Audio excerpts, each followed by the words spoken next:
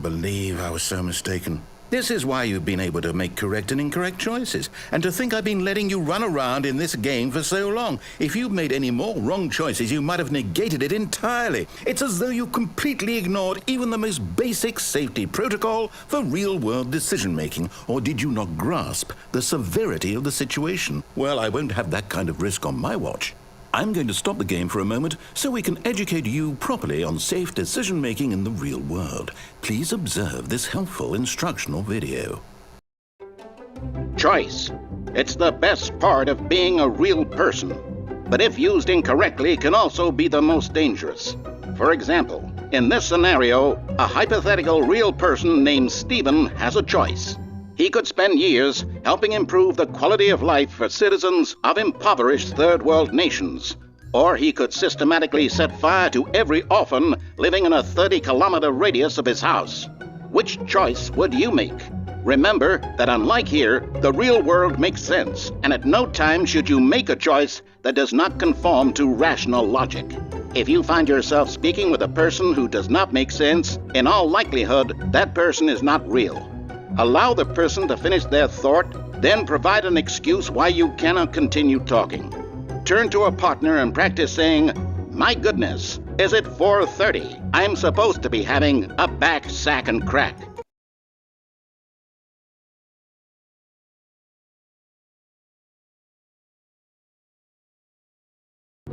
Excellent. Making choices on a regular basis is the best part to a healthy decision-making process. Most medical professionals recommend making at least 8 choices per day. Do you make more than 8? Less? And finally, if you begin to wonder if your choices are actually meaningful and whether you'll ever make a significant contribution to the world, just remember that in the vast infiniteness of space, your thoughts and problems are materially insignificant, and the feeling should subside. At this time, your instructor will guide you in an exercise to test and reinforce the material covered in this video. Welcome back.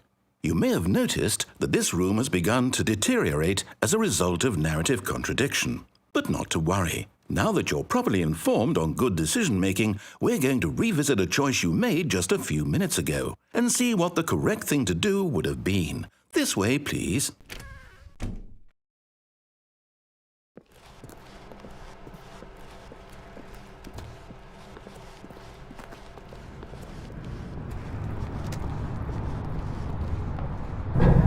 Now that we know your choices are meaningful, we can't have you jumping off the platform and dying.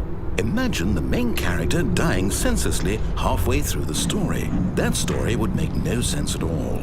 We just need to get you home as soon as possible before the narrative contradiction gets any worse. Unfortunately, it seems this place is not well equipped to deal with reality.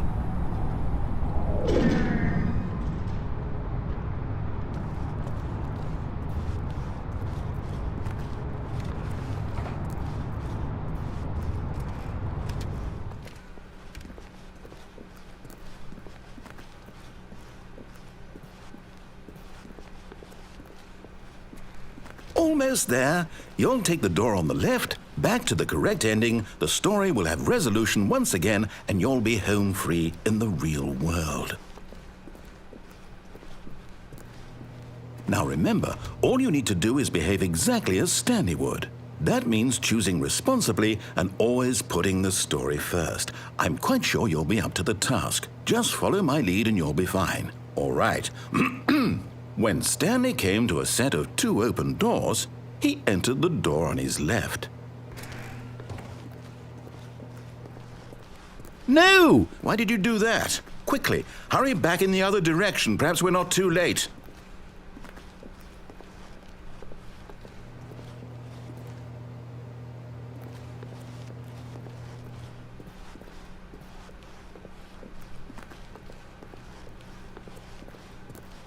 Oh, it's ruined.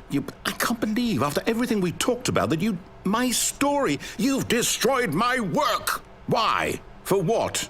What did you get out of that? What did you think was so special about seeing the game undone, left here like so much garbage? It's worthless now. And what am I supposed to do? Even if there were a way to continue, would it be worth it? To know that my story is now incorrect? How can I go back to that? I can't erase that knowledge. I'll have to live with it forever, reliving its impossibility forever. I couldn't live that way.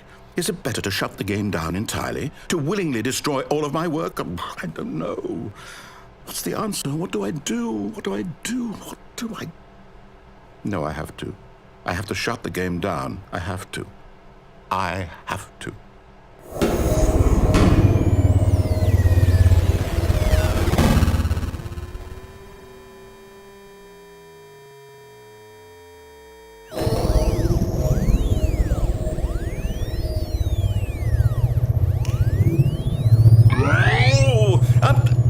I'm here.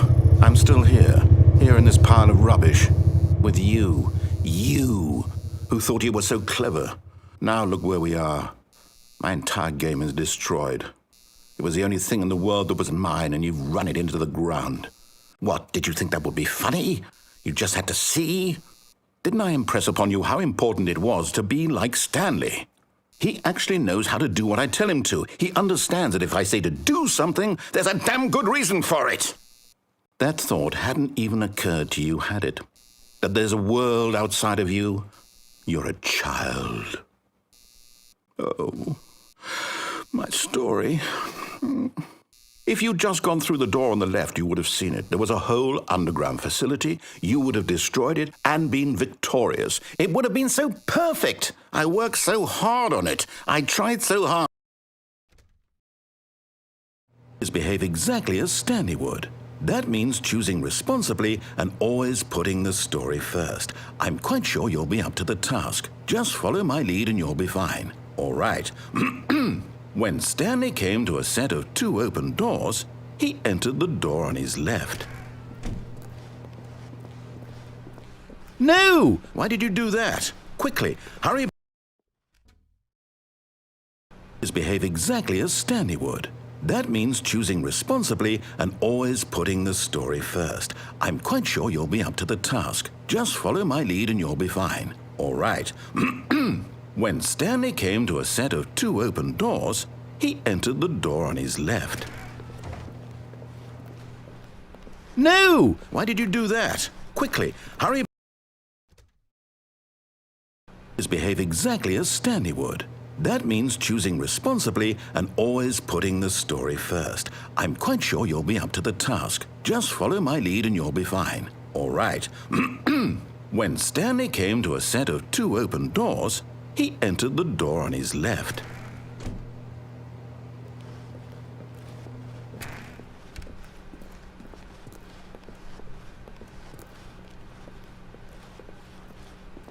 Yet there was not a single person here either. Feeling a wave of disbelief, Stanley decided to go up to his boss's office, hoping he might find an answer there. Coming to a staircase, Stanley walked upstairs to his boss's office.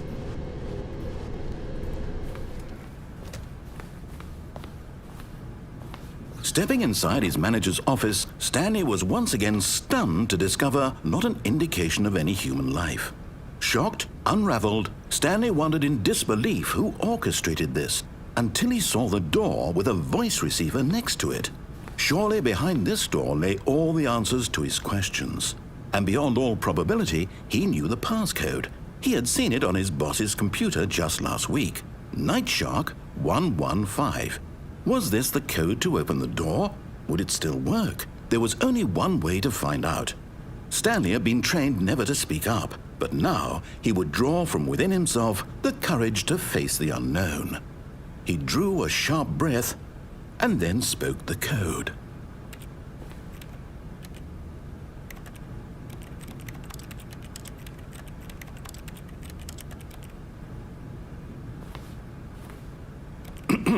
Stanley spoke the code. Night Shark 115. He spoke it into the receiver, right there on the wall.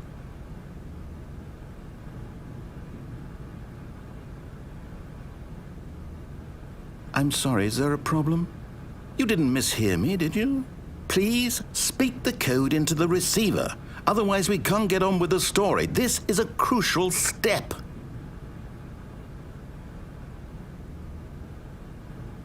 Okay, fine, you're not going to do it, but you know what? It's pretty humiliating to bring you this far, only for you to suddenly decide you have better things to do. I asked you for this one single thing, for your respect. The kind of respect Stanley shows for his choices. He knows what it means to take a story seriously. If you didn't want to see what I had to show you, then why did you come here? You had a choice, you know. You could have gone through the door on the right. You could have done whatever the hell you wanted over there. Why did you come this way? Speak. Say something to me. Explain yourself, you coward. When Stanley came to a set of 2 open doors, he entered the door on his left. Stanley? Hello? Are you... Is everything okay? Stanley, please. I need you to make a choice. I need you to walk through the door. Are you listening to me? Can you hear me? Is everything all right?